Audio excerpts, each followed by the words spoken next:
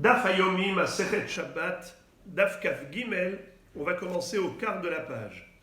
Amar Rav Sheshet, Arsenai Hayav Bener Hanouka. Alors, comme je vous l'avais déjà dit, que ces dapim traitent des lois de Hanouka. Un invité, ce qu'on appelle Arsenai, quelqu'un qui est invité. Alors, maintenant, on va voir que Rav Sheshet va nous dire qu'il y a une différence entre un homme célibataire, qui est invité ailleurs, et un homme marié. On va voir ça tout de suite. Amar Rav Sheshet, Arsenai Hayav Bener Hanouka. Rav Sheshet nous enseigne qu'un invité est tenu d'allumer la lumière de Hanouka. Amar Rabbi Zera, Rabbi Zera raconte, Meresh, au début, ça veut dire Merosh, au début, lorsque j'étais célibataire, qui havina berav, lorsque j'étais à la yeshiva et que je dormais chez des hôtes, j'étais hébergé chez des gens, puisque j'étudiais dans le Berav. Berav, c'est Baït Shel Rav. Dans le Bet Midrash, où le Rav enseigne, Mishtataf na beprite bahade ushpiza.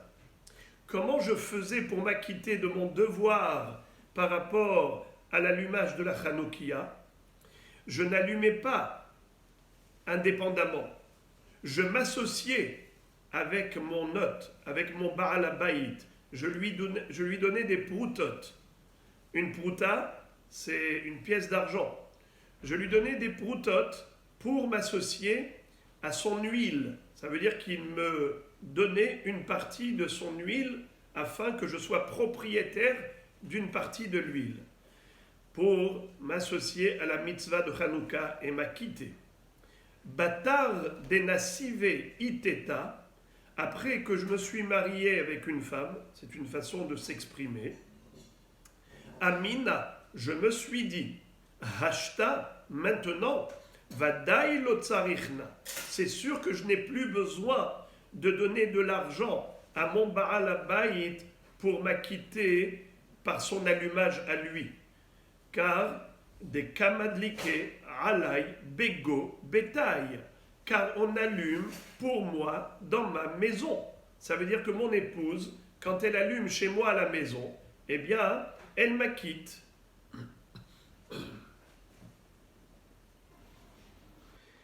Amar Rabbi Yoshua ben Levi. Rabbi Yoshua ben Levi nous enseigne Kol hashemanim kulan yafin lener veshemen zayit mitzvah min hamufchar. Rabbi Yoshua ben Levi nous dit que toutes les huiles sont valables, elles sont valides. Mais shemen zayit, c'est la meilleure huile parmi toutes. Elle est préférable. S'il y a lieu de faire un choix, parmi toutes les huiles, choisis l'huile d'olive, c'est la meilleure. Tosfot nous disent que ici on parle de Ner Hanouka. Évidemment, Ner Shabbat. Ner Shabbat, on le sait que Shemen Zayit c'est le meilleur, mais même pour Ner Hanouka, où selon certains, on peut utiliser n'importe quelle huile, mais la meilleure huile, c'est Shemen Zayit. Amar Abaye. D'ailleurs, Abaye raconte une histoire à ce propos. Il disait, Meresh hava mehader mar amishha de shum sheme. Comme nous l'avons déjà vu précédemment, que Abaye souvent racontait le comportement de son maître, de son oncle, Rabba Bar Nachmani, qui était en quelque sorte son père adoptif, puisque Abaye était orphelin de naissance, et que Rabba Bar Nachmani lui a enseigné la Torah à son neveu. Alors il disait, mon maître, mon oncle, qu'est-ce qu'il faisait? Au début, il préférait utiliser l'huile de sésame, Shemen Shum Shemin. Tosfot disent que c'était pour Hanouka. Pourquoi? Amar, Hay Mashich Nehoret Fe, car ça dure plus longtemps. L'huile de sésame, étant un peu plus épaisse, elle dure plus longtemps. Kevan de Shamala leha de Rabbi Yoshua ben Levi, mehader amashha des États. Mais dès qu'il a entendu l'enseignement de Rabbi Yoshua ben Levi, qui disait que l'huile d'olive est préférable, alors depuis lors, il a changé. Désormais, il n'allumait qu'avec de l'huile d'olive. Je répète que Tosfot nous dise que c'est sûr qu'il ne s'agit pas des Nerot Shabbat, car pour Nerot Shabbat, c'est évident que l'huile d'olive est préférable. Le chidouche, c'est même pour Ner Hanouka. Ner Hanouka, qui n'est pas une huile qu'on utilise, ça veut dire que ce n'est pas une lumière qu'on allume pour l'utiliser. Donc on ne va pas chercher a priori la qualité d'huile. On aurait dit, bon, même de l'huile de sésame, c'est très bien, au contraire, ça dure plus longtemps. Mais malgré tout, il a changé d'avis quand il a entendu que Shemen Zaït, elle est la meilleure, alors il a décidé que même pour Hanouka, il n'allumerait que du Shemen Zaït. Encore des règles enseignées par Rabbi Yoshua ben Levi. Amar Rabbi Yoshua ben Levi, Kol hashemanim yafin ladio, veshemen zayit mitzvah min hamuvchar. Vous savez que pour écrire un Sefer Torah, des téphilines ou mezuzot, il faut utiliser de l'encre. L'encre est composée de plusieurs ingrédients. Entre autres, il y a dedans de l'huile. Alors, Rabbi Yoshua ben Levi nous dit que la meilleure huile pour l'encre, c'est l'huile d'olive, bien que toutes les huiles sont valables. Je répète, Kol hashemanim, toutes les huiles, yafin ladio, elles sont bonnes pour l'encre. Veshemen zaït, mais l'huile d'olive, min hamuvchar, elle est préférable. La Gemara pose la question. Elle dit, qu'est-ce qu'il voulait dire Rabbi Yoshua ben Levi quand il a parlé de l'huile dans l'encre? À quel niveau? Ibaya lehu, on s'est posé le problème. Les gabel ou les hachen. Qu'est-ce que ça veut dire les gabel ou les hachen?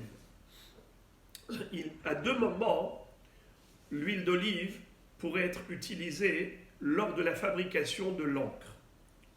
Soit au moment du aishun, de la fumée, du fumage, soit au moment du giboul, au moment du mélange. Qu'est-ce que ça veut dire? Rashi explique qu'à l'époque, comment ils fabriquaient de l'encre?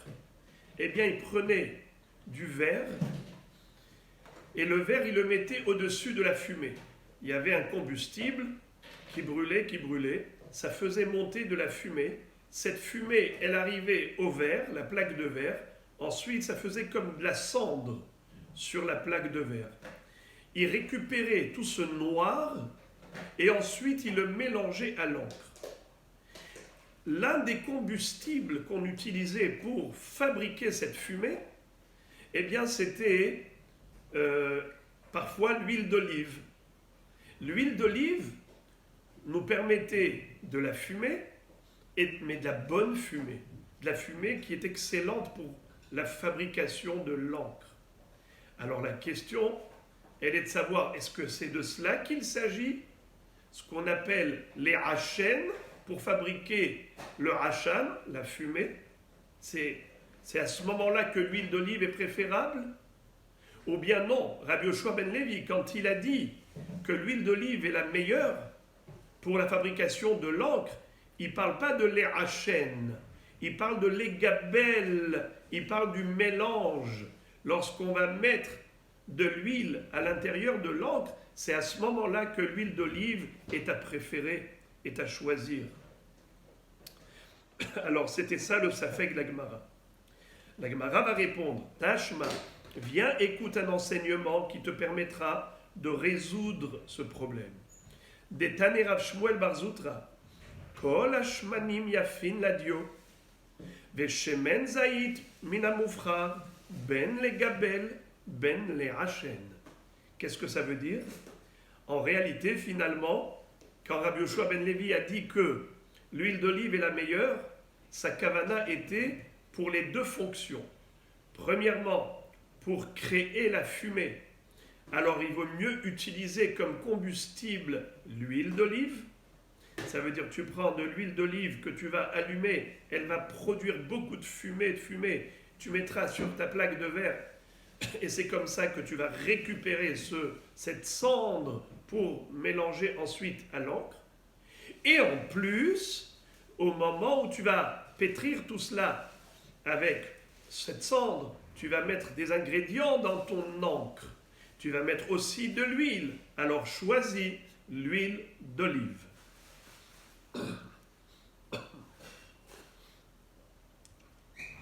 Encore.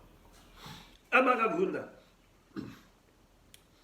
Kol asrafin yafin ladio. Usraf ketaf yafé mikulan.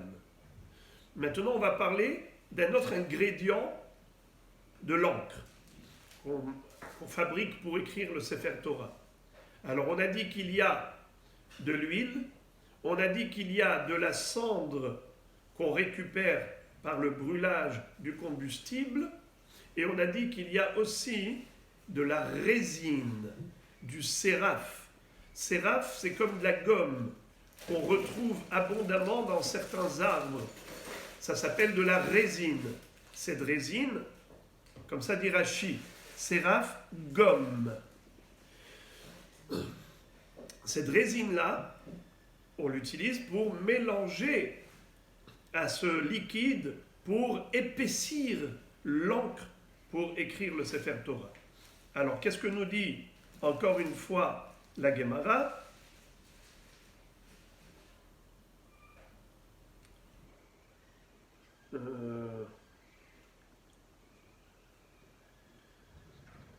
Oui, non, mais juste que je vois que j'ai sauté une ligne. Excusez-moi, je vais faire une petite marche arrière.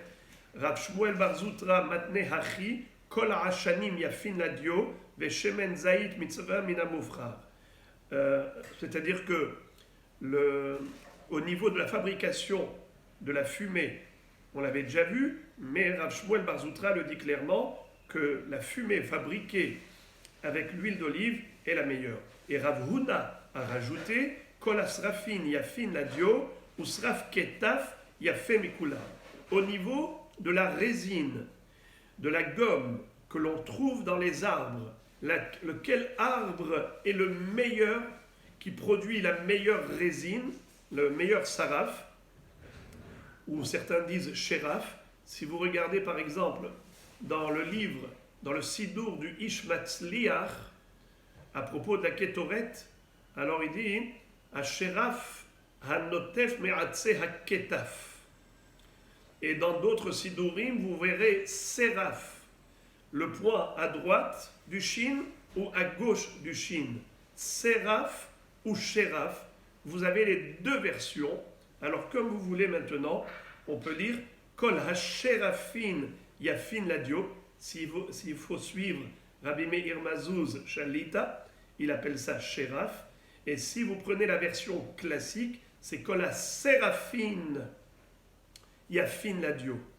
Usraf ketaf yafé mikulam. Et la résine qui coule dans l'arbre qui s'appelle ketaf, c'est la meilleure résine. Alors, qu'est-ce que c'est que ketaf? Rashi ici a expliqué en français prunelle chez Yahar, des prunes sauvages. Donc le prunier, l'arbre qui produit des prunes, mais qui est sauvage, c'est-à-dire qu'on trouve dans la forêt, pas celui que l'agriculteur a cultivé, là-bas il y a une bonne résine pour fabriquer l'encre. Les commentateurs s'étonnent quant à la traduction de Rashi ici. Car dans Masechet Nida, Rashi n'a pas dit que c'est un prunier, il a dit que c'était plutôt un arbre stérile qui ne produit pas de fruits. C'est un arbre classique, mais qui ne produit pas de fruits. Donc on n'a pas de réponse à cette contradiction.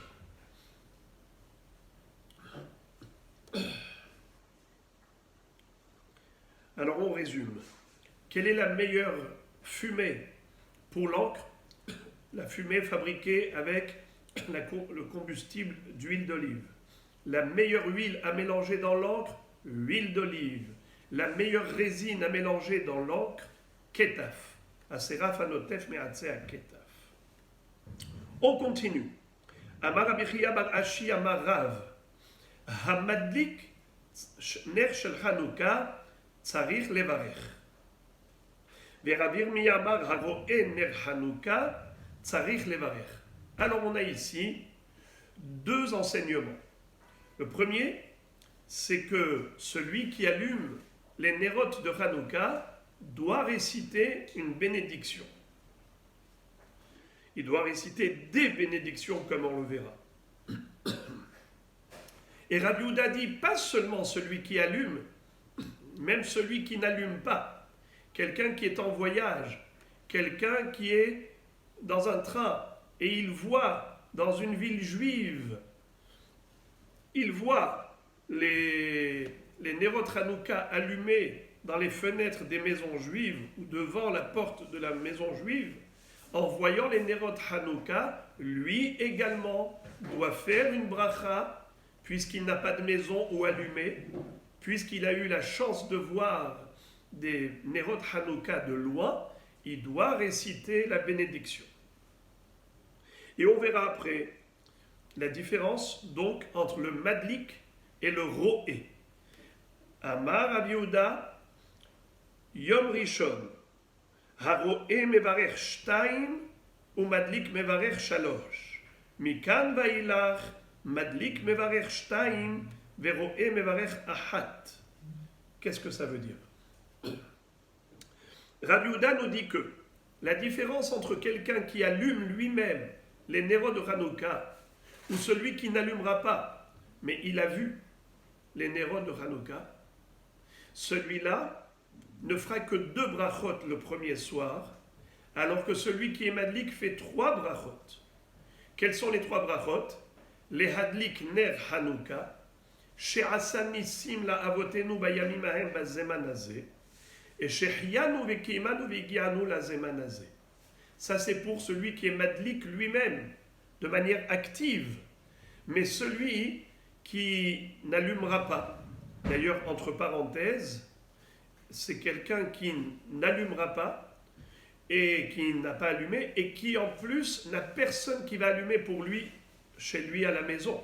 Contrairement à ce qu'on avait vu précédemment, qu'un invité n'a pas besoin d'allumer des nérotes, de s'associer avec son Baal Habayit si son épouse allume à la maison. Donc ici, on parle de quelqu'un qui est célibataire, qui n'a personne chez lui à la maison pour allumer. Dans ce cas, il est censé faire la bracha en voyant les nérotes dans les maisons juives. Il fera une fois la bracha cette nuit, donc uniquement 2 brachot la première nuit. Et 3 brachot pour le madlik. Le madlik, 3 brachot, le roé, 2 brachot. Ça c'est pour le premier soir.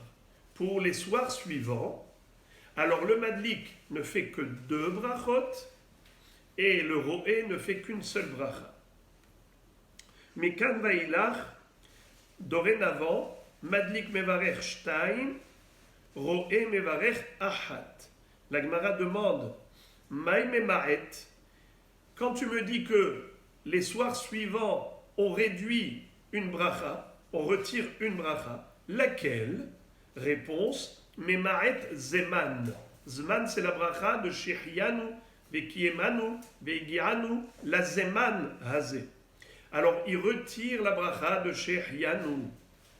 La Gemara dit, Venimrot Nes. Je ne comprends pas pourquoi tu as choisi de retrancher la bracha de Shechianu pour les soirs suivants.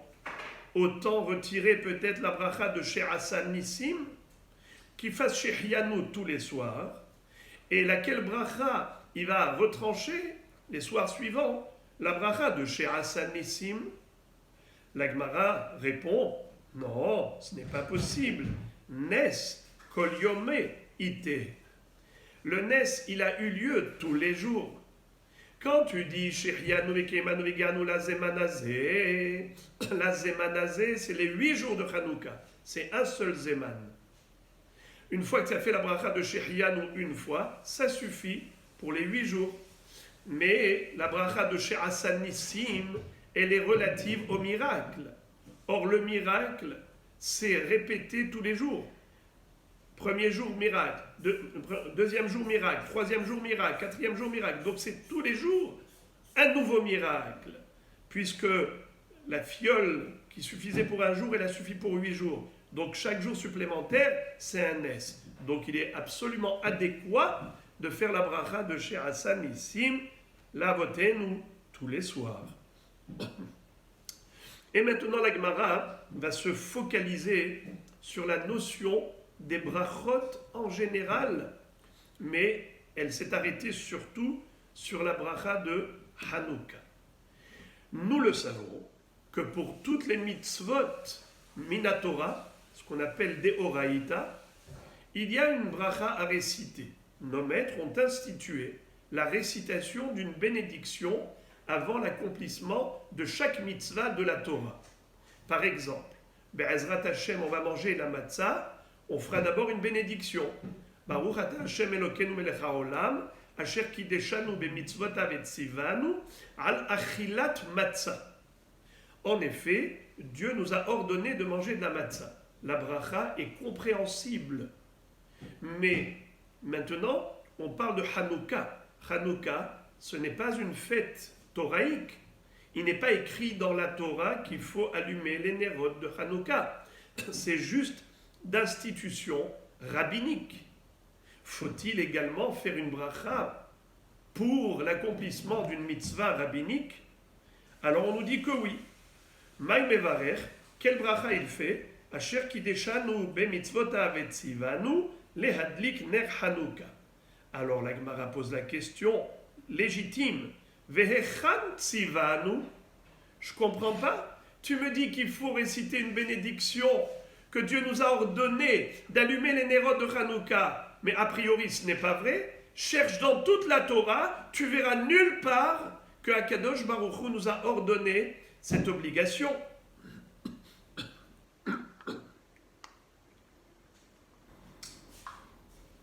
Hechan tzivanu, Rav Ivia Amar, Milotasur. Rav Ivia dit, tu veux savoir où est-ce qu'il est écrit dans la Torah qu'il faut allumer les nérodes de Hanouka? Eh bien, viens, je vais te dire. Dans la Torah, il y a une obligation d'obéir les Chachamim, de suivre les injonctions de nos maîtres. Et puisque Chachamim t'ont dit d'allumer les nérodes de Hanouka, et que la Torah t'a dit d'obéir les Chachamim, c'est comme si la Torah t'avait dit d'allumer les nérodes de Hanouka, de manière indirecte, par voie de conséquence. Ça veut dire que de manière générale, la Torah te dit, tu n'as pas le droit de transgresser les paroles des sages. Lotasur minadavar asher yagidu lecha yamin usmol. N'est-ce pas? Tu dois faire tout ce que tes maîtres te disent et ne dévie ni à droite ni à gauche. De ce fait, il y a une obligation toraïque d'allumer les nérodes de Hanouka. Donc tu dis Baruch ata Hashem Elokeinu melech haolam asher kideshanu bemitzvotav vetzivanu lehadlik ner Hanouka. Rav Nehemia amar she'al avicha v'yagetcha zekenecha v'yomru lach. Rabbi Nehemia cite un pasuk qui figure dans Parashat Ha'azinu où la Torah nous dit she'al avicha v'yagetcha. Pose la question à ton père et il te dira ce qu'il a reçu lui-même de son père. Zekenecha v'yomru lach. Pose la question aux sages et les sages, eux, vont t'instruire, eux vont instituer toutes les takanot de Chachamim et tu dois les écouter. Zekenecha v'yomru lach.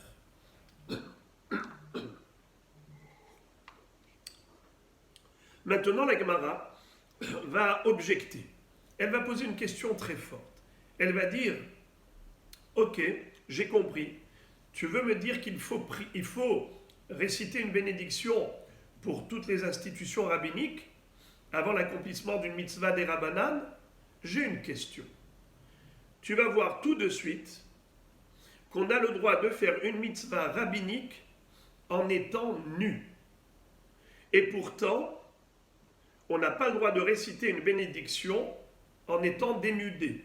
Puisque la Torah nous dit Ve'aya mahanecha kadosh, ve'lo yir'e becha ervat davar, ve'shav me'acharecha. Et pourtant, on a le droit d'accomplir une certaine mitzvah rabbinique en étant nu. On va voir précisément de quelle mitzvah il s'agit, de prélever le maaser du dmaï. On a déjà expliqué, il n'y a pas très longtemps, qu'est-ce que c'est que le dmaï. Dmaï, c'est de la récolte de fruits d'Eretz Israël que l'on achète chez un Ama Haaretz, un ignorant. Généralement, quand on va cueillir des fruits d'Eretz Israël, on va les récolter, il faut prélever la terouma et le maaser. Mais si ça a déjà été prélevé, par exemple tu as acheté les fruits chez un chacham, eh bien il n'y a pas de problème. Le Talmid Chacham, il te sert à manger des fruits, tu es sûr qu'il a déjà prélevé. Mais le Ama Haaretz, à titre d'économie, d'égoïsme, il se dit pourquoi je vais donner le maaser au Lévi? Je préfère économiser et gagner 10%. Quand tu prends des fruits chez un Ama Haaretz, alors il faut prélever. Mais en réalité, ce n'est pas sûr que le Ama Haaretz n'a pas effectué déjà les prélèvements. Il y avait un Chacham, un Kohen Gadol d'ailleurs, il s'appelait Yohanan Kohen Gadol. Il avait envoyé des émissaires dans tout Eretz Israël pour vérifier si les Ama Haaretz prélevaient le maaser. Il s'est avéré qu'en effet, oui. Mais pas tous. La majorité, oui. La minorité, non. Mais c'était une minorité non négligeable. Par exemple, 60% des Ama Haaretz prélevaient et 40% ne prélevaient pas. Alors c'est vrai que Minatora, c'est Besséder. Minatora, puisque la majorité prélève, donc quand tu achètes d'un Ama Haaretz, tu te dis que certainement, il fait partie de la majorité. Donc les fruits sont cachers. Mais Hachamim ont dit comme c'est une minorité importante, 40% c'est quand même une minorité importante, ils ont institué qu'il faut prélever. Il faut prélever. Sinon, on n'a pas le droit de manger midera banane. Ça s'appelle du dmaï. C'est la contraction de deux mots. Da-maï. What is it? C'est quoi ces fruits-là? Ils ont été prélevés ou pas? Donc, bien que Minatora c'est permis, midera banane c'est interdit. D'ailleurs, les Chachamim n'ont pas interdit aux pauvres, ils ont interdit qu'aux riches. Car les riches, ils peuvent se permettre de prélever à nouveau. Mais les pauvres, déjà, ils ont très peu de quoi manger. Tu veux leur imposer de prélever encore le maaser et de le donner au Lévi avant de manger, c'est trop. Les Chachamim n'ont pas institué pour les pauvres. Un pauvre, c'est quelqu'un qui n'a pas 200 zouz. Il n'a pas 200 zouz en liquide. En tout cas, nous allons voir que celui qui prélève des fruits de dmaï peut le faire même en étant dénudé. Donc c'est que, en d'autres termes, il n'a pas besoin de réciter une bénédiction avant de prélever. Et pourtant, tu viens de me dire qu'avant toute mitzvah rabbinique, il faut réciter une bracha. Asher kideshanu bemitzvotav et tzivanu leadlik nef Hanouka, parce que la Torah te demande d'obéir les Chachamim. Or, les Chachamim ont dit qu'il faut prélever le dmaï. Donc, s'ils ont dit qu'il faut prélever le dmaï, donc nécessairement, il faut réciter une bénédiction avant le prélèvement. Et s'il faut réciter une bracha avant le prélèvement, donc, comment est-ce qu'il peut prélever lorsqu'il est nu? Ce sera ça la question. Donc, je vous ai dit tout. Hein?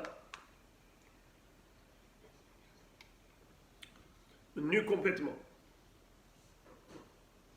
Vous êtes choqués. Alors, oui, tout à fait. C'est ça le chidouche. Alors maintenant, tout ce que je vous ai dit oralement, vous allez le retrouver maintenant dans le texte. Deuxième des grandes lignes. Métiv Rav Amram. Rav Amram objecte. Et quand on dit métiv ou métivé, c'est qu'on cite une source, une référence, soit un pasouk, soit une mishnah, soit une baraïta. Voici la question qu'il pose. Il est écrit Hademai me'arvin bo ou mishtatfin bo ou mevarechin alav ou mezamenin alav ou mafrishim oto arom ou ben hashmashot. Fin de citation. Le dmaï peut servir au hérouv. Vous savez qu'est-ce que c'est que hérouv? Il existe plusieurs sortes de hérouv.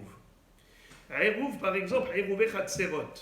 On a déjà dit que les chachamim ont interdit de transférer des objets de la maison à la cour commune. Bien que Minatora, tout ça, c'est Reshut HaYachid, mais étant donné que la cour commune ressemble à un domaine public, et si tu permettrais aux gens de faire sortir des objets de la maison à la cour, ils risqueraient de croire qu'il est permis de faire sortir des objets du Reshut HaYachid au Reshut HaRabim. C'est la raison pour laquelle les Chachamim ont dit Assour, tant que tu n'as pas fait Hérouv. Il faut faire Hérouv, c'est quoi? C'est prendre une corbeille et tous les vendredis, on passe chez tous les colocataires et copropriétaires, chacun met son pain et on le dépose dans une maison, comme si tout le monde habitait dans cette maison. Aujourd'hui, on le fait de manière très simple, c'est que le rabbin ou n'importe quel juif qui habite dans la résidence prend une boîte de matzot, puisqu'on a la chance d'avoir aujourd'hui de la longue conservation, puisque c'est sous vide, alors on peut faire même une fois par an, toutes les veilles de Pessah, on fait Hérouvé Hatzerot pour permettre ensuite de transférer des objets d'un endroit à l'autre. Je ne vous ai pas dit tous les détails, comment est-ce qu'on fait ce Hérouvé Hatzerot, parce qu'il faut 2 personnes. Un qui acquiert les matzot pour toute la copropriété. Enfin, ces matzot, ou ce pain, est déposé dans une maison. Est-ce qu'on peut prendre du pain qui est fabriqué avec de la farine, du blé, de dmaï? Réponse, oui. Comment ça se fait? Réponse, c'est que tout le monde, potentiellement, peut manger du dmaï. Comment? Eh bien, qui est-ce qui a l'interdiction de manger le dmaï? C'est que les riches. Les pauvres n'ont pas de problème. Alors même un riche peut potentiellement devenir pauvre. Comment il fait? Il peut abandonner tous ses biens. En une seconde, il est pauvre. Ou bien, chas v'shalom, avec la situation actuelle, vous voyez des gens comment ils dégringolent parce que malheureusement le business ne marche plus maintenant. C'est-à-dire que potentiellement, un homme riche peut devenir pauvre. Ce qui est difficile, c'est l'inverse, qu'un pauvre devienne riche. Ça ne dépend pas de lui. Étant donné que potentiellement c'est réalisable, eh bien le dmaï peut servir en tant que pain de hérouv, que ce soit le hérouv hatzerot, ou comme dit Rashi aussi, hérouvet troumin. C'est quoi hérouvet troumin? Shabbat, on n'a pas le droit de sortir en dehors de la ville au-delà de 2000 coudées, 1 kilomètre. Même si on n'a rien sur soi. Tu marches, à partir de la dernière maison de la ville, tu marches 2000 coudées, tu n'as plus le droit de marcher. Si tu veux marcher plus que cela, et que tu avais programmé cela avant Shabbat, tu peux prendre du pain, le déposer là-bas à la limite de 2000 coudées, et tu as le droit de 2000 coudées supplémentaires. Tu peux faire ça qu'une seule fois. En tout cas, même si ce pain, il est fait avec de la farine de dmaï, c'est permis, car potentiellement, le riche peut devenir pauvre. Mais arvinbo, ou mishtatfinbo, c'est le chitouf du mavoy. De la même façon que de la maison au chatser, il faut faire un hérouvé chatzerot, ainsi des chatzerot au mavoy, il faut faire chitoufé mevohot.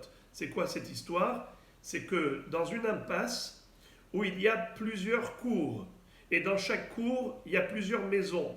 Alors du domaine public, on rentre dans l'impasse, et de l'impasse, on rentre dans les cours, et des cours, on arrive à la maison. si tu veux pouvoir transférer des objets du Hatzer au Mavoy, il faut faire Eruv, il faut faire Shitouf. C'est exactement le même esprit que Eruv et Hatzerot. Ou Mevarechim Alav. Qu'est-ce que ça veut dire Mevarechim Alav? On peut faire la bracha de Hamotzi Lechem Mina Aretz, même sur du pain fabriqué avec du dmaï. Ou Mezamenin Alav. Et on peut faire Zimoun et Birkat Amazon lorsqu'on a mangé du pain, même si c'était du dmaï. Ou Mafrishimoto Arum. Ou Mafrishimoto Arum. C'est quoi Arum? Nu. Erom. Quelqu'un qui est Erom, quelqu'un qui est nu, il a le droit de prélever le maaser du dmaï. Ou ben hashmashot. Vous savez que le vendredi après-midi, dès qu'on approche le Shabbat, on arrive à un moment donné, entre le coucher du soleil et la sortie des étoiles, entre les deux, ça s'appelle ben hashmashot. C'est safek yom, safek laïla. N'est-ce pas? Entre chien et loup. On est dans un safek. Est-ce qu'il fait nuit ou il fait jour? À ce moment-là, on n'a pas le droit de prélever le maaser d'un tevel vadaï. En me'aserin et à vadaï. Aval me'aserin et à demaï. Mais on a le droit de prélever le dmaï. Pourquoi? Car le dmaï, on a déjà dit, c'est safek. Alors ben hashmashot, c'est safek sfeka. Un safek sur l'autre, c'est permis.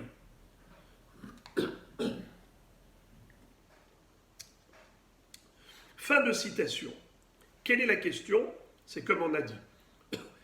Si tu me dis que toute mitzvah rabbinique nécessite et requiert une bénédiction avant l'accomplissement de la mitzvah, comme pour le Ner Hanouka, tu fais la bracha de l'Ehadlik Ner Hanouka, donc certainement, avant de prélever le dmaï, tu dois faire la bracha de Baruch ata Hashem Elokeinu melech haolam asher kideshanu b'mitzvotav etzivanu lehafrish trumot ou maasrot. Or, c'est assourd de réciter une bracha lorsqu'on est nu, car notre cœur voit la nudité, nous voyons la nudité, c'est assourd dans cet état. Il faut se couvrir la nudité pour réciter une bénédiction. Or ici, il est dit qu'on peut prélever le dmaï en étant arum, erom. Je lis la question dans la Gemara. Et si tu me dis que toute mitzvah rabbinique requiert une bénédiction, hacha, ici, kikae arom, echim evarech, quand il est nu, comment il va pouvoir réciter cette bénédiction? Vehabainan, vehaya mahanecha kadosh, veleka. Il faut un critère, une condition, que le mahane soit kadosh. Et lorsqu'on est nu, la suite de ce pasouk, veloir ebechaer vadava, faut pas être nu au moment où tu récites le nom et tu prononces le nom de Dieu.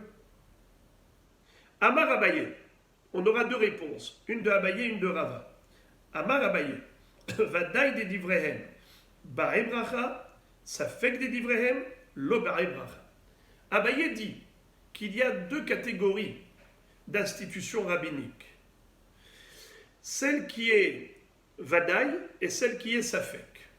Par exemple, Hanouka, c'est une mitzvah vadaï. Ça veut dire, il y a eu un nes, un miracle, eh bien il faut le perpétuer. Nos maîtres ont dit, on allume les bougies de Hanouka pour perpétuer le nes. D'accord. Là c'est vadaï, tu fais une bracha. Tandis que de maï, on a déjà dit, safek meroussa, safek lo meroussa. Le Rama Haaretz, peut-être qu'il a prélevé déjà le maaser, et toi maintenant, tu prélèves des fruits qui ont déjà été prélevés, ça ne sert à rien. Donc ça fait que si ça sert à quelque chose, peut-être oui, peut-être non, 50-50. Puisque c'est safek, alors il n'y a pas de bracha dans un cas de safek. La Gemara dit, ce n'est pas vrai, elle réfute Abaye. Vehayom tov sheni, des safek divrem hu, ba'e bracha. Qu'est-ce que ça veut dire? La Gemara dit, mais tu vois que Yom Tov Sheni, en Eretz Israël, on ne fait qu'un seul jour de Yom Tov. En Chutz La'aretz, on fait 2 jours. Et pourtant, le deuxième jour, bien que ce soit que Misafek, pourquoi on fait 2 jours là-bas? C'est parce qu'à l'époque du Beth Amikdash, lorsque le Bet Din dans le Beth Amikdash, avait proclamé Rosh Chodesh, il disait Mekoudash, Mekoudash. Alors on annonçait à tous les habitants d'Eretz Israël que Rosh Chodesh c'est tel jour. Et les gens pouvaient compter tant de jours pour Sukkot, tant de jours pour Pessah. Depuis Rosh Chodesh, on avait le temps d'informer tout le monde. Mais en Chutz La'aretz, il n'y avait pas d'email, il n'y avait pas d'SMS, ni de téléphone. Comment tu voulais les informer? Puisqu'il n'y avait pas de moyen de les informer, qu'est-ce qu'on faisait? On faisait 2 jours en Chutz La'aretz. Parce qu'ils se disaient, soit Rosh Chodesh c'est aujourd'hui, soit c'est demain. Alors on faisait 2 jours. Et maintenant, on le sait. On sait exactement. On sait exactement c'est quand le Yom Tov. Grâce à Dieu, il y a un calendrier qui est fixe. Ça ne dépend plus de l'apparition de la lune aujourd'hui, il n'y a plus besoin du Beddin. Donc, on sait c'est quand Yom Tov. Pourquoi tu fais un 2e jour? Par rapport à la takana de Chachamim qui ont dit qu'il faut conserver le minhag de nos ancêtres. Mais ce minhag, c'était que par rapport à un safek. Si c'est que par rapport à un safek, comment tu récites des bénédictions, tu fais kiddush, tu fais l'Ahamida de Yom Tov Sheni. Alors la Gemara dit, ça c'est pas une question. Hatam ki echi delo les alzulebe. Là-bas on fait toutes les prières de Yom Tov Sheni et toutes les brachot de kiddush là-bas, c'est par rapport au fait que si tu ne vas pas faire la bracha mamash, eh bien les gens ils ne vont pas s'abstenir de travailler. Ils vont faire des melachot. Même Yom Tov Sheni, ils vont se permettre de travailler. Alors Chachamim était obligé d'instituer le kiddush, les tfilot, les brachot de Yom Tov Sheni, pour que les gens s'abstiennent de faire des melachot Yom Tov Sheni. Ça, c'était la réponse de Abaye. Rava donne une autre réponse. Rava Amar, Rov Ame Haaretz Me'asrin Hen. Rava dit, la question n'existe même pas. Tu veux savoir pourquoi on ne fait pas de bracha pour le Dmaï? C'est parce que le Dmaï, c'est pas un safek. Il y a un rov, on a déjà dit que le rov des Ameh Haaretz prélevait le maaser. 60%, c'était la statistique. Étant donné que la majorité des Ameh Haaretz sont déjà prélevés, ce n'est que par rapport aux 40% qu'il y a un risque, alors ce n'est pas un safek de 50-50, on ne fait pas de bracha. On prélève le dmaï, mais sans aucune bénédiction. Tandis que pour toutes les mitzvot rabbiniques, telles que Hanouka, il faut réciter la bracha. Les hadlik ner Hanouka, ou bien par exemple, al netilat yadaim, bien que ce soit que midera banan.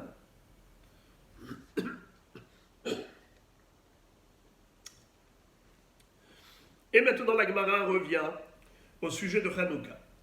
Amaravuna, Hatzer shieshla shne ptachim, tzricha shte nerot. Un Hatzer qui a 2 entrées, il faut mettre la Hanoukia dans les 2 entrées. Un pavillon où il y a 2 entrées, 2 accès, il faudra allumer 2 Hanoukiyot à chacune des portes. Ve'amar Rava, mais Rava vient, il explique, il dit attention, c'est pas tout le temps pareil. Lo amaran et la mishte ruchot. Tout ce qu'on a dit, on ne l'a dit que lorsqu'il y a une entrée d'un côté d'une rue et une autre entrée de l'autre côté, en face, de l'autre qui donne sur une autre rue. Mais si les 2 entrées donnent sur la même rue, c'est pas la peine de mettre 2 Hanoukiyot. Maïtama, pour quelle raison?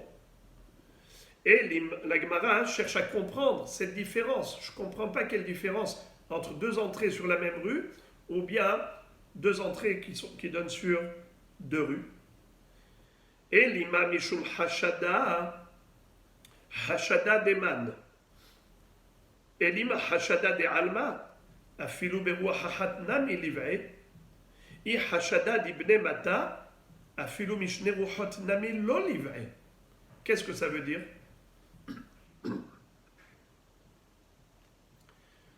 l'Agma dit, viens, on va essayer de comprendre. Un homme qui a allumé la Hanoukia déjà une fois, évidemment qu'il est quitte. Pourquoi tu demandes d'allumer deux Hanoukiyot? A priori, c'est par rapport au Hashada. C'est quoi Hashad? En hébreu, Hashad, c'est le soupçon.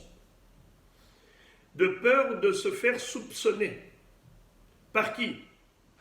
Par les passants. Les gens qui vont passer par là. Ils vont dire, tiens, ce juif-là n'a pas allumé Nerod Hanouka. Quel drame! Faut pas se faire soupçonner. Un homme ne doit pas s'exposer aux soupçons. Premièrement, c'est pas bon pour lui, mais aussi c'est un chilul Hashem. Si les gens vont voir qu'un juif se permet manifestement de transgresser la Torah, eh bien, c'est la profanation du nom de Dieu. Alors non seulement il faut pratiquer les mitzvot, mais en plus, il ne faut pas passer pour quelqu'un qui transgresse les mitzvot. Si les gens peuvent imaginer que toi, tu ne pratiques pas la Torah, c'est grave. Ça va polluer l'atmosphère et l'environnement d'Israël. Comme si c'était possible qu'un juif transgresse la Torah. C'est une profanation manifeste du nom de Dieu. Alors la Gemara dit, pourquoi il a besoin d'allumer dans les deux entrées? Car on craint le soupçon, que les gens qui vont passer par là, ils vont croire qu'ils n'allument pas. La Gemara dit, le soupçon de qui? Est-ce que c'est les soupçons des gens qui habitent là, les gens locaux, ou bien le soupçon des étrangers? I hashada d'ibne mata, hashada deman. Hashada de qui? Elima hashada de alma, afilu bewahahat nami livre. Si on parle de des alma, c'est-à-dire des gens qui viennent du monde, des étrangers qui n'habitent pas ici, et ils ne savent pas que c'est un seul pavillon, ils pensent que ce sont deux maisons de deux voisins, alors dans ce cas-là, eh bien, même si c'est Berouah Ahat, même si ça donne sur la même rue, on devrait nous imposer deux allumages dans chaque porte, car les étrangers, ils ne savent pas qu'à l'intérieur, c'est un seul pavillon. Ils peuvent penser que c'est deux maisons. Pourquoi tu as dit que ce n'est pas la peine? Et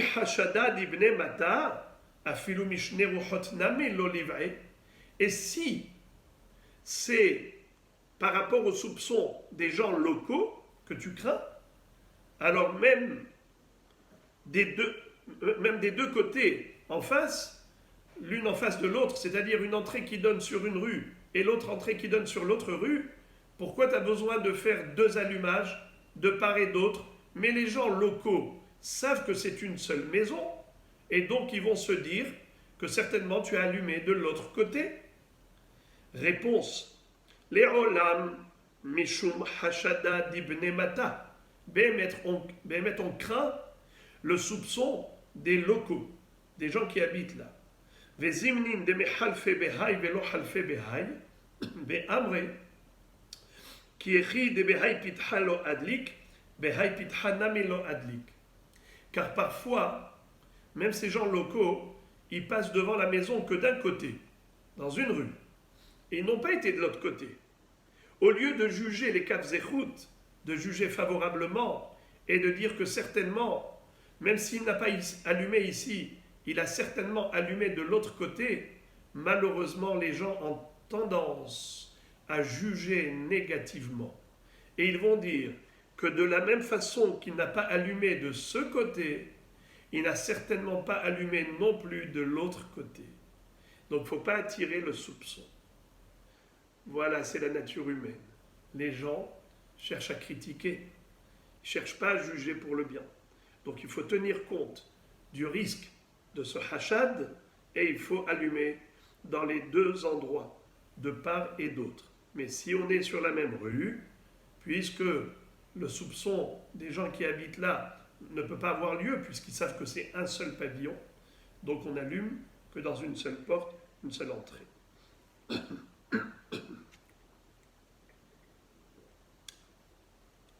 Et maintenant, la Gemara pose une question fondamentale. Elle dit, Umina timra de haishinan le hashad. Et d'où sais-tu qu'en effet, il faut prendre en considération le soupçon. Mais on n'en a rien à faire du qu'en dira-t-on. Ils n'ont qu'à dire ce qu'ils veulent. Qui a dit qu'il faut faire attention à ce que les gens vont parler, vont dire? Réponse. Détania. Amar Rabbi Shimon. Bishvil arba'a devarim amra Torah. Leaniach pe'a besof sadeu. Mipene gezel aniyim. Ou mipene bitul aniyim. Ou mipene hashad. Ou mishum bal techale.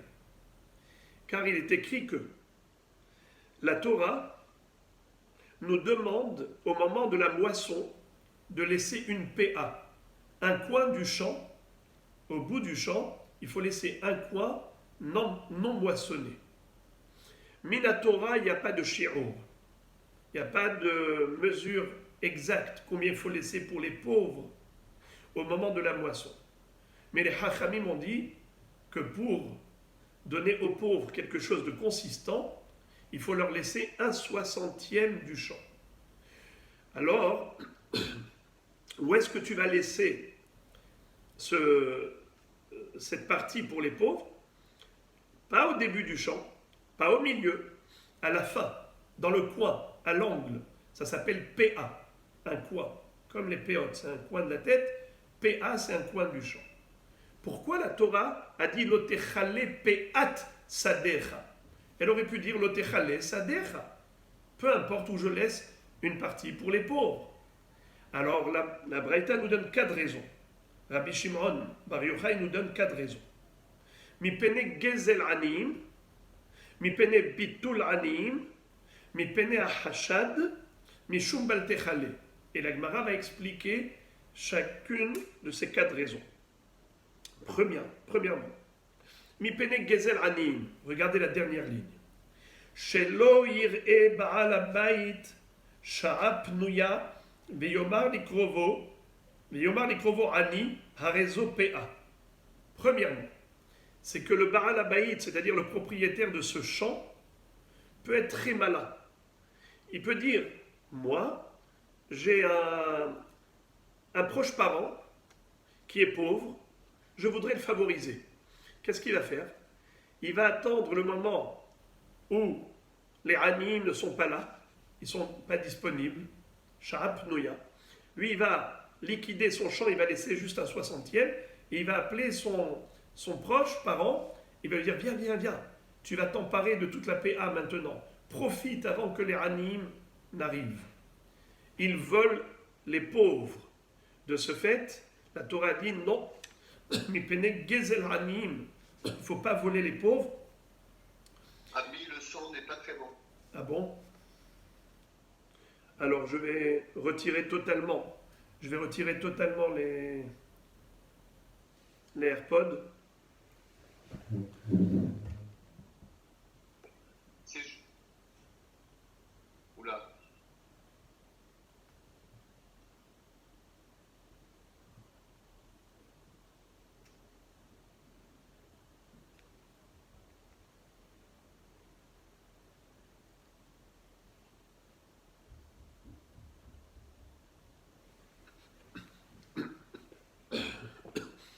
Vous m'entendez? Est-ce que vous m'entendez là? On vous entend, mais oui, moins bien que tout à l'heure.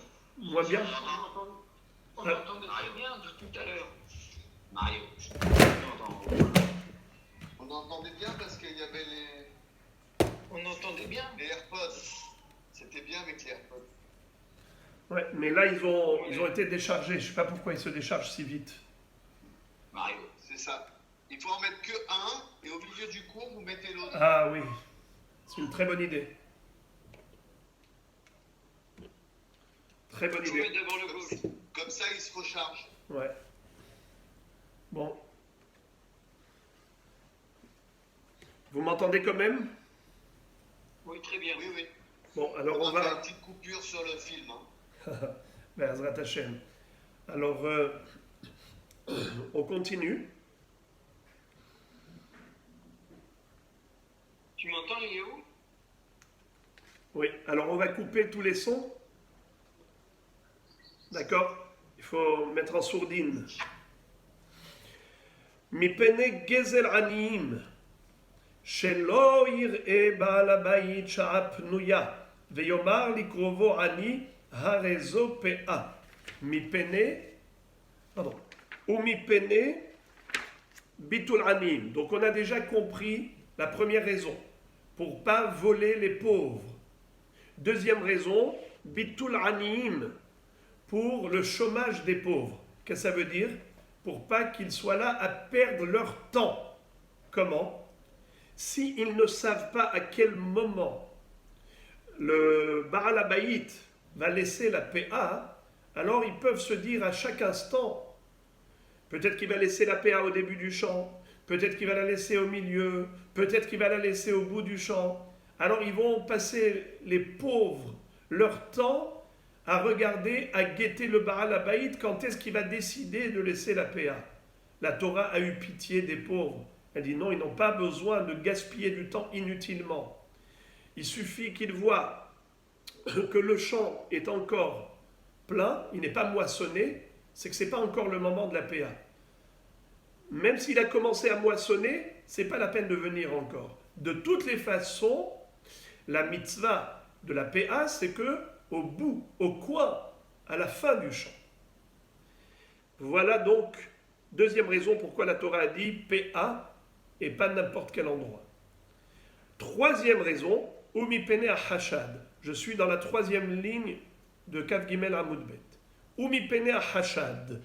À cause du soupçon. Shelo yu ovrin veshavin omrim tavo me'era le adam shelo in yarpea besadehu. Pour ne pas attirer le soupçon, la Torah dit laisse ta PA au bout du champ, au coin. Car si tu vas le laisser n'importe où. Imaginons par exemple, toi, depuis le début, tu as laissé un petit endroit et les pauvres sont venus. Ils ont déjà pris leur part.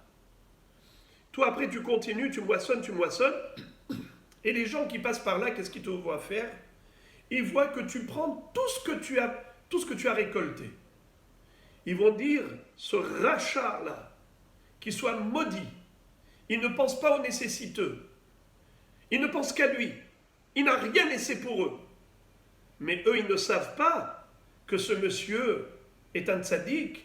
Il a déjà donné la PA aux pauvres, au début du chant ou au milieu du chant. Eux, ils n'ont vu que la fin de l'histoire.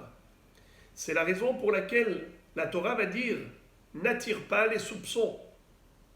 Mets ta PA au fond du champ, comme ça, tout le monde va voir que tu as laissé la PA. Pour les pauvres. Ça, c'est la troisième raison. C'est celle qui nous concerne. Mais avant d'y revenir, puisque c'est ça le point qui nous intéresse, on va d'abord terminer de comprendre la quatrième raison. La quatrième raison pourquoi la Torah nous a dit PA au bout du champ, Mishum Baltechale, à cause du problème de Kilouï. Qu'est-ce que ça veut dire Kilouï? Kilouï, c'est liquidation totale. La Torah te dit, lorsque tu vas moissonner ton champ, il ne faut pas faire de liquidation totale. Laisse un coin pour les pauvres. Alors voilà, l'otechale, mishum kilouï. Alors la Gemara dit, mais je ne comprends pas, ça c'est pas une raison à part. Quand tu m'avais dit gezel aniyim, c'était à cause de baltechale. Quand tu m'as dit bitul aniyim, c'est baltechale. Quand tu m'as dit le hashad, c'est qu'ils vont te soupçonner que tu n'as pas respecté la mitzvah de baltechale. Baltechale pe'at tzadecha. Je ne comprends pas pourquoi tu en as fait une quatrième raison à part. Réponse. Amarava mi pene haramma'in. À cause des malins, des escrocs. Qu'est-ce que ça veut dire? C'est une quatrième raison.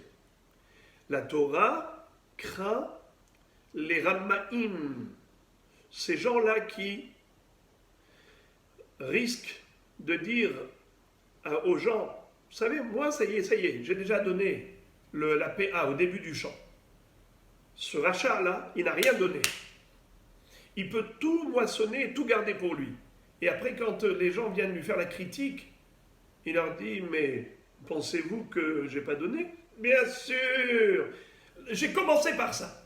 Déjà, la première des choses que j'ai faites, c'est que j'ai appelé les pauvres, je leur ai dit, prenez le début de mon chant.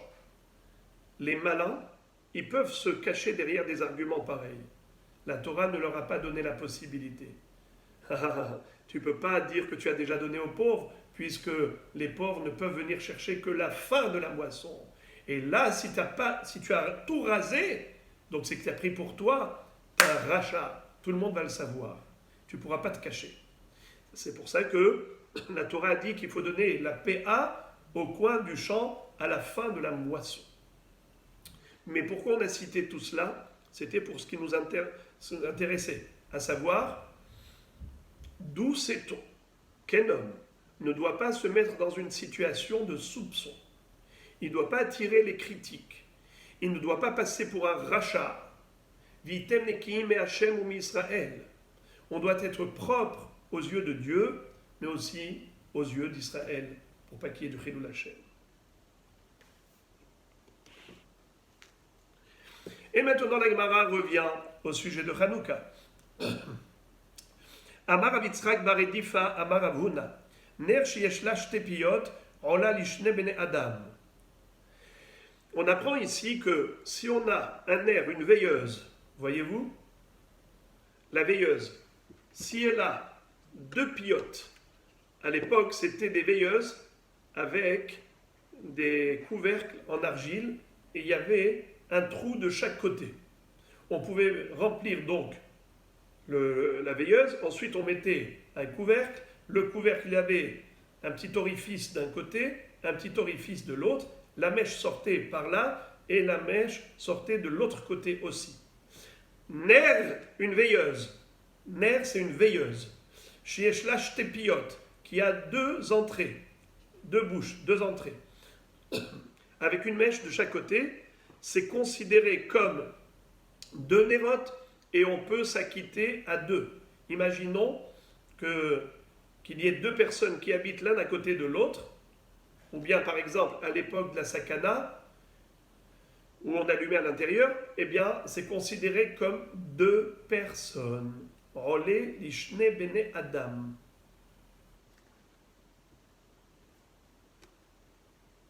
Amarava mile ke'ara shemen vekifa petilot kafar le akeli rola le kama bene Adam lo kafar le akeli asa kemin medura ve'afilu le ehad nami enaola. Qu'est-ce que ça veut dire? Imaginons que j'ai pris une assiette. Cette assiette-là, je lui ai mis de l'huile à l'intérieur et j'ai mis des mèches de partout. Est-ce que c'est considéré comme un ner Hanouka valide, valable? Et est-ce que chacun est quitte par rapport à une mèche ou pas? Alors on nous dit ça dépend. Si tu as pris un couvercle, kafar alea keli, tu as pris un keli, tu as mis dessus, c'est-à-dire un couvercle. Si tu as recouvert toutes les mèches, alors oui, chaque flamme, chaque mèche est considérée comme une mèche à part. Et c'est considéré un nerf à part.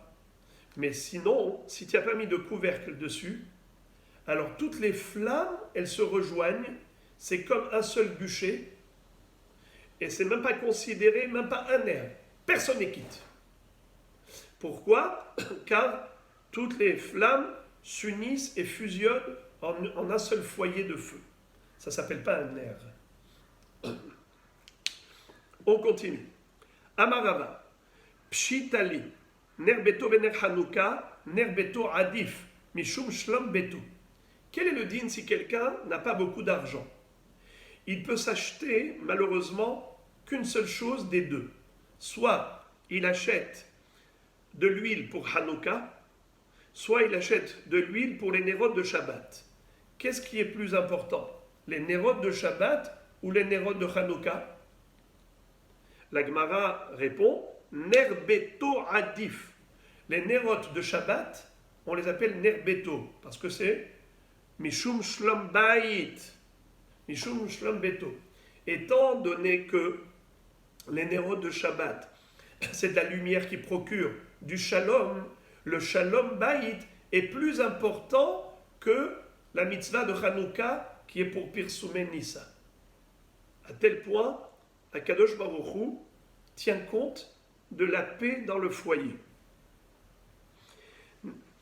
Et on a déjà expliqué que la paix dans le foyer, c'est pas seulement pour un couple, pour qu'il y ait la paix au sein d'un couple.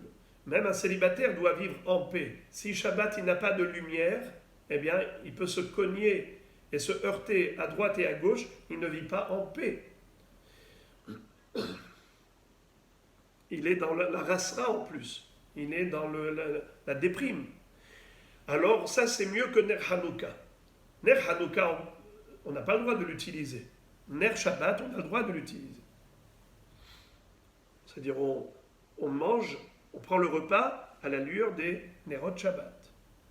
Ner Beto ve Kiddush Hayom, si maintenant quelqu'un a le choix entre deux, il a très peu d'argent, soit il achète de l'huile pour les Nerot Shabbat, soit il achète du vin pour faire Kiddush. Qu'est-ce qui vaut mieux? Eh bien, Nerot Shabbat, mieux que le vin pour le Kiddush, car le vin n'est pas indispensable, il peut faire Kiddush sur le motzi. Il faut faire Kiddush sur le vin, mais quelqu'un qui n'a pas de vin, il prend ses 2 pains et il fait tout le Kiddush. D'abord, il va faire Netilat Yadayim et il fait tout le Kiddush. Et au lieu de dire Baruch Ata Hashem Elokeinu melech haolam borei peri hagefen,